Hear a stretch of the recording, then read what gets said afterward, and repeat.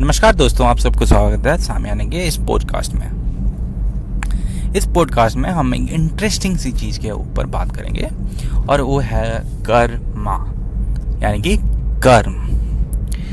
और बेसिकली कर्म मतलब ये होता है कि आप लाइफ में अगर कुछ पॉजिटिव चीज़ करोगे, कुछ अच्छी चीज़ करोगे तो आपके साथ अच्छा होगा, इन फ्यूचर आपको अच्छा फल मिलेगा। और आप अगर नेगेटिव चीज़ करोगे, गलत चीज़ करोगे तो आपके पॉजिटिव पॉइंट से माइनस होगे और आप लाइफ में उतनी ही नेगेटिव फल पाओगे। और ये बेसिक कॉन्सेप्ट है कर्मा का।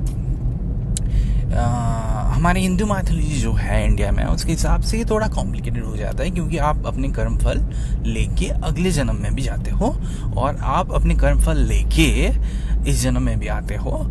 यानी बेसिकली आप कुछ पॉजिटिव पॉइंट या नेगेटिव पॉइंट कुछ से स्टार्ट करते हो, देन आप जब आपका डेथ होता है, आप नेक्स्ट जन्म में जाते हो तो आप उस जो आप कमाए हो, पॉजिटिव में हो नेगेटिव हो, आप लेके जाते हो। उसी के हिसाब से आपकी लाइफ डिफाइन होती है। मगर हम अगले जन्म के बारे में बात नहीं करेंगे इस पॉडकास्ट में। हम बात करेंगे कि इस जन्म में आपका कर्म फल, यानी आपका कर्म कैसे आपको डिफाइन करता है।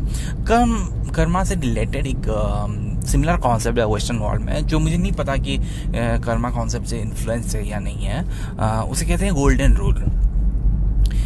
गोल्डन रूल बेसिकली ये होता है कि अगर आप लाइफ में जितना दोगे आपको उतना मिलेगा। वेरी सिमिलर कॉन्सेप्ट है कर्मा से, आई गेस। तो ये गोल्डन रूल है।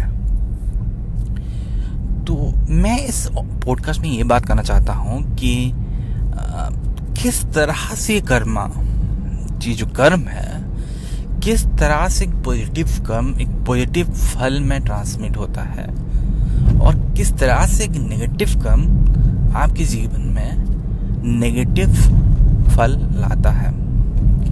और मुझे लगता है कि जिस तरह से लोग इसको समझते हैं, उस तरह से इसको समझना एक्चुअली सही नहीं है। लोग समझते हैं, और जो हमारा एक पॉपुलर वे ऑफ थिंकिंग है कि ये जो पॉइंट्स है ना, ये जो पॉजिटिव पॉइंट्स, ये नेगेटिव पॉइंट्स जो हैं, वो आउटसाइड वर्ल्ड में कहीं पे हैं, वो आपसे बाहर की दुनिया में कहीं पे गच्छित हैं, जो आपके जीवन को प्रभाव पकाते हैं। जो आपके जीवन में प्रभाव पकाते हैं वो बाहर के, आपसे बाहर कहीं पे हैं, या किसी भगवान में है जो कैलकुलेट कर रहे हैं आपका जितना पॉजिटिव और नेगेटिव पॉइंट्स है, या आपका जीवन का एक श्रृंखला, एक यूनिवर्स यानी कि हमारा ब्रह्मांड कैलकुलेट कर रहा है कि आपने इतना पॉजिटिव किया है, आपने इतना नेगेटिव किया है। मुझे ये कॉन्सेप्ट, ये वे ऑफ थिंकिंग कर्मा कुछ हद तक इलॉजिकल लगता है। ये इसलिए क्योंकि देखिए, हम बाहर में कहीं पर भी अपना कर्मा स्टोर होते हैं, फिजिकली तो नहीं देखते, डायरेक्टली तो नहीं देखते, मगर हम ये भी महसूस नहीं करते नेगेटिवली कि कहीं पर भी ये कर्मा स्टोर होके रहता है। जैसे कि मान लीजिए एक आदमी गलत तरीके से पैसा कमाया है, तो उसने जो घर बनाया है, अगर आप उस घर को देख के ये पता कर लेते कि एक तो नेगेटिव कर्मा है, तो आप समझते कि बाहर में कहीं पर ये कर्मा गच्छित होके है।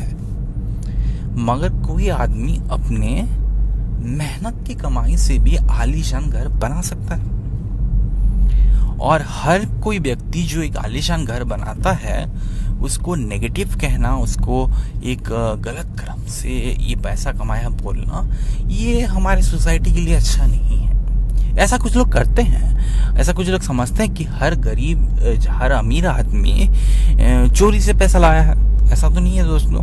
कई आदमी बहुत मेहनत करके अपनी पैसे, अपनी कमाई संचित करते हैं और घर बनाते हैं, या गाड़ी खरीदते हैं, या किसी फेस्टिवल में वो लगाते हैं। तो ऐसा समझना कि ये गलत कर्म है, ये सही नहीं है। तो इस तरह से भी एक गलत तरीका हमारा हो जाता है कि कर्म समझने का, कि बाहर कहीं पर ये सब कर्म है और ये हमें इफेक्ट, ये कर्म हमें इफेक्ट करता है। मैं नहीं समझता कि ये बाहर कहीं पर है। मुझे लगता है कर्म समझने के लिए बेस्ट तरीका है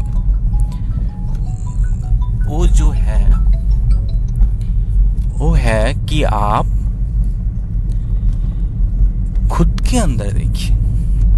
यानी जो व्यक्ति का कर्म है वो उसके अंदर ही है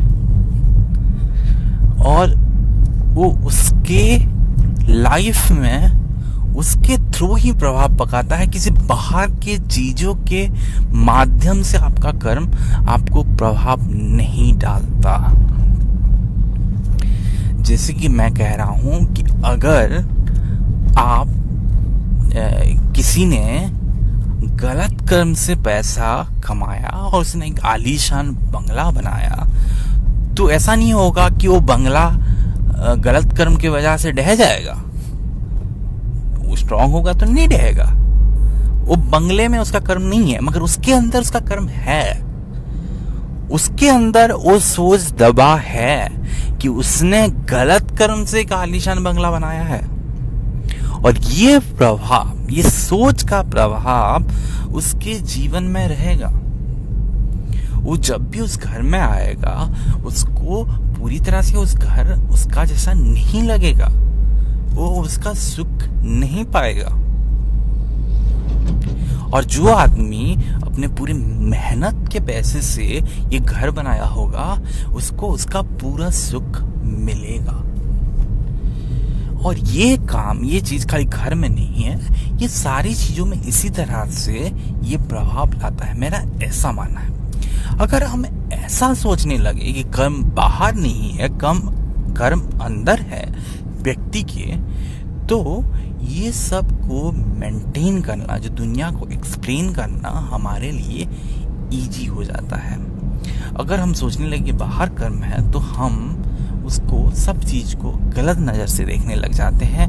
कि जो आदमी सही तरीके से भी कुछ चीजें करता है हमको उसको गलत लगता है, जो आदमी गलत तरीके से भी करता है कभी कभी हमको सही लगता है।